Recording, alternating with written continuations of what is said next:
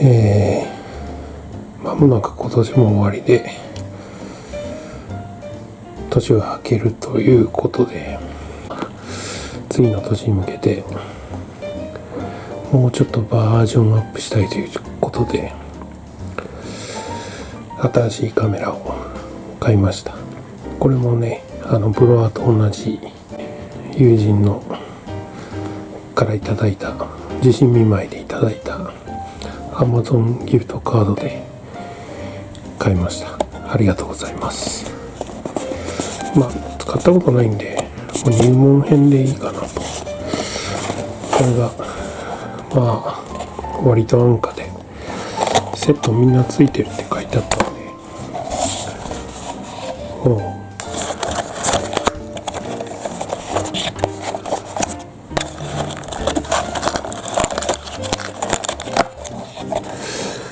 なるほど、小さい。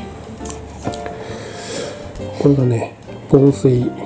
ケースになっているということで、最初から水中撮影できると。やってみたかったんですよね、水中撮影。中身をみんな確認しました。説明書は紙ではないのでダウンロードして、でデフォルトは韓国語だったのを日本語に設定し直して、で動くことも分かったんですけど、